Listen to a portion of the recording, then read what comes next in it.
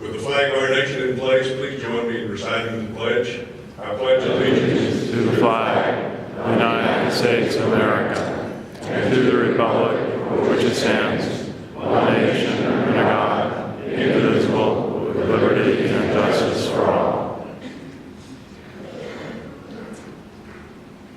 Thank you, Mr. Chairman. Please recover, and you may be seated.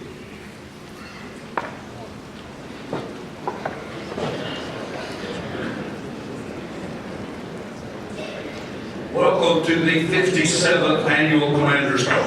Before you leave today, we hope you will be inspired, motivated, and most importantly, educated. Our goal this morning is to empower you with everything you need to know to carry the American Legion message to Capitol Hill. With the passion, confidence, and knowledge you have with the over 2 million veterans, their families, and their votes, most importantly behind you, we are the largest and most respected veteran service organization in the nation. We are the American Legion. I'd like to begin by introducing our first speaker. He's been asking us to carry the legacy forward. It's a proud legacy, indeed, and he is contributing to that legacy by fiercely advocating for veterans and their families. A retired Air Force officer and veteran of the Vietnam War, he's the first member of the great Department of Oregon to lead our organization. It is my pleasure to introduce the National Commander of the American Legion, Charles E. Schmidt.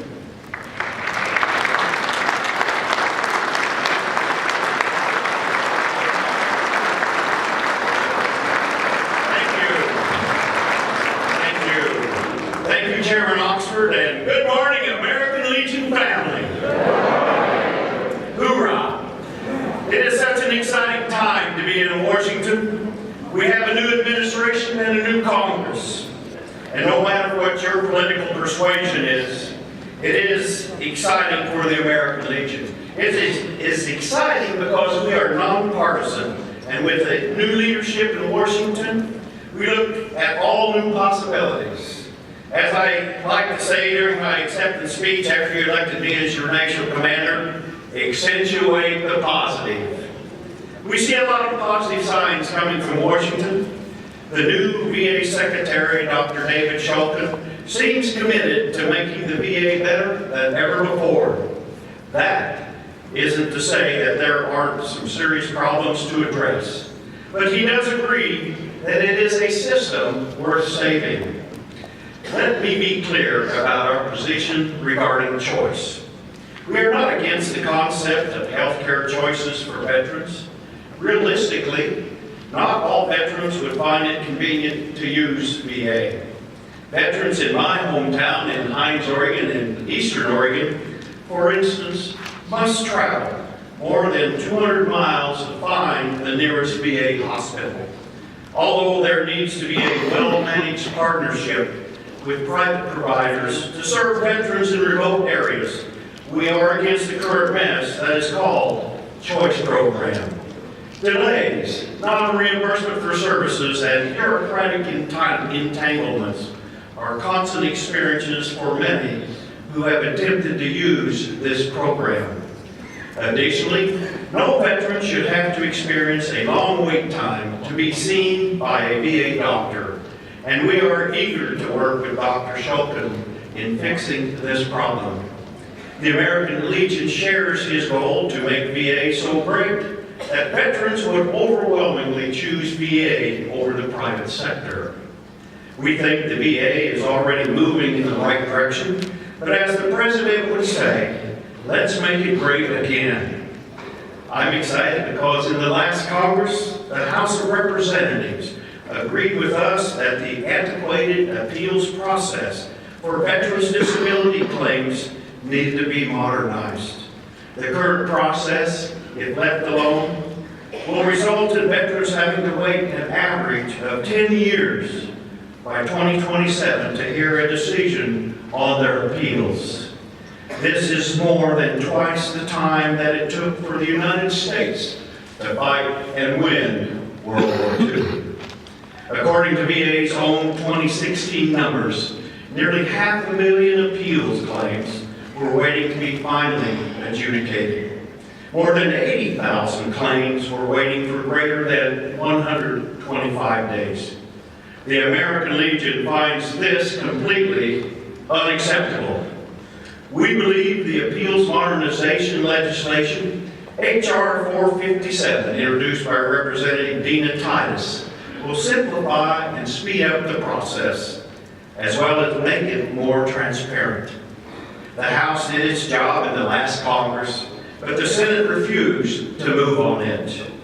I am hopeful that today you will talk to your representative and your senators and tell them that we need to pass this important legislation now. The American Legion welcomes President Trump's promise to rebuild our military. More than half of all Marine Corps aircraft were unflyable this past December. Only 3 of the U.S. Army's 58th Brigade combat teams are considered ready for combat. The Air Force, the branch where I made a career, had a total of about 5,500 aircraft. The average aircraft is 27 years old, older than many of the pilots that are flying them. In the early 1990s, the Air Force had 8,600 aircraft, a much larger force in a much safer world. What can I say about the Navy? I was just at Joint Base Hickam to observe the 75th anniversary of Pearl Harbor. I talked to survivors. I put my hand into pox marks straight into the buildings by Japanese aircraft fire. If we learn anything from Pearl Harbor, it is that we must always be prepared. Military cuts and increased operations tempo have really had a major impact on the Navy's ability to protect our seas. A strong Navy is needed now, especially in Chinese construction of artificial islands in the South China Sea and increased provocations by governments of Iran and North Korea. This is why we are asking Congress to fully fund the Department of Defense with a real and robust budget and not an unsustainable continuing resolution. Does anybody really believe that the world is safer now than it was during the Cold War? The conclusion of the bipartisan 9/11 Commission is that our enemy was at war with us, but we were not at war with them. The courts need to recognize that it is the President who has the ultimate and constitutionally mandated responsibility to keep us safe. The bottom line is that we need to take a very hard look at our immigration and entry policies. While we have been very effective at stopping terrorist attacks, look at what has been happening in France, Germany, Belgium, and Turkey. And as we have seen in Boston, San Bernardino, and Orlando, we won't be able to stop all of these horrendous attacks. But every attack that our authorities can stop is a valuable victory that saves an incalculable amount of lives. Finally, I would like to say a few words about the deniers.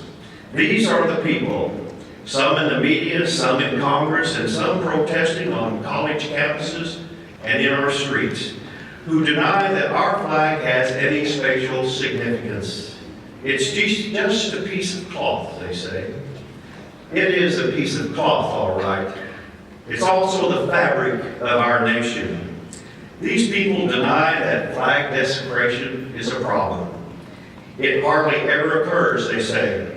Yet a quick Google search, you will reveal thousands of images of people doing just that. Some in Congress are denying a hearing on the flag amendment.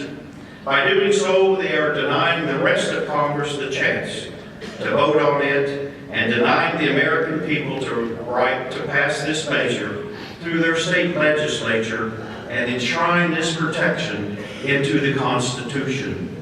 That's our Constitution, the Constitution of the American people. And these deniers say Congress has more important issues to address and that the Flag Protection Amendment is a waste of time.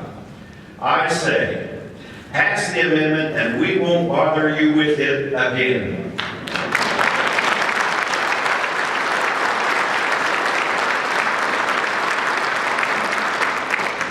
Otherwise, you will keep hearing from us. We never quit our missions in the military, and we are not going to quit now. Because that's who we are in the American Legion. We love peace, but we will always fight for what is right. Thank you all, and God bless you, and God bless the United States of America.